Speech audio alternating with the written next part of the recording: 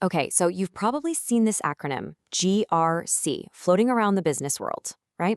It sounds super official, maybe even a little intimidating.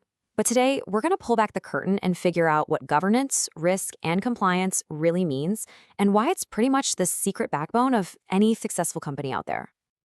You know how it is. It's one of those terms that pops up in meetings. Everyone nods along like they know exactly what's up, but what is it really?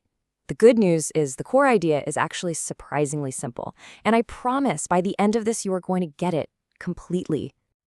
And yeah, this right here is why GRC is so essential.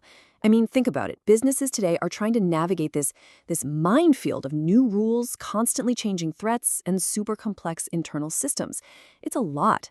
GRC is basically the framework that's designed to bring some order to all that chaos.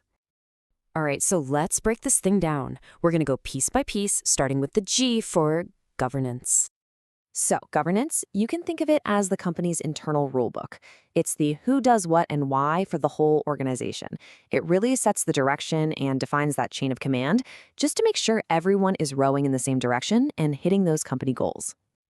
And in the real world, governance gives you clear answers to some super critical questions, like who gets to see sensitive data, who has the keys to the kingdom, the admin rights, and what's the actual process for making the big, important decisions. It's all about creating these really clear lines of authority and responsibility.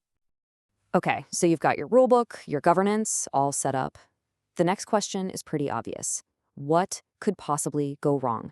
And that's exactly where the R comes in, risk management. Now, this is the really proactive, forward-looking part of GRC. Instead of just waiting for problems to happen and then reacting, risk management is all about actively hunting for potential threats. It's about asking, what if, and then actually building a plan to handle those threats before they can do any real damage. And risk isn't just one thing. It really comes from two different directions. You've got your external risks coming from the outside world, things like a cyber attack or a big economic shift. But then you also have internal risks, the ones that start from inside the company, like an accidental data leak or even fraud. A really solid GRC strategy has to prepare for both. And that brings us to the final piece of the puzzle, the C for compliance. This is where a company's own internal rules have to line up with the rules of the outside world.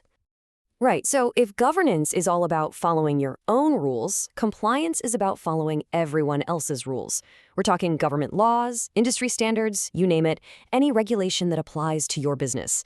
And the goal here is simple: operate legally and avoid those massive fines or other penalties. Now, in this whole world of data compliance, there are a few key terms that get mixed up all the time. So let's just take a second and untangle them. Okay, let's break this down. Data residency. That's simple. It's all about geography. It answers the question, where are our servers physically located? Data sovereignty, on the other hand, is all about legal authority. It means your data is subject to the laws of whatever country it's stored in. So if your data is in Germany, German law applies. And for any global business, that is an absolutely crucial distinction. And finally, we've got the term we probably hear the most: data privacy. This is all about protecting the personal info of your customers and employees. And it's not just about locking it down. It's also about being totally transparent and telling people exactly what data you're collecting and why you're collecting it. So we've taken GRC apart piece by piece. Now let's put it all back together and talk about why having these three things working in sync is so incredibly powerful. So here it is, the big takeaway. GRC isn't just about playing defense. I mean, yeah, of course it helps you stay secure and follow the rules. But what's more important is that it helps you make smarter, better decisions. And when you operate with that kind of integrity, you build the most valuable asset of all, trust. And that's really the bottom line. GRC isn't just some corporate jargon. It's the blueprint for building a more resilient, a more reliable, and a more intelligent organization. It is the foundation that allows a business to not just survive in this crazy complex world, but to actually truly thrive.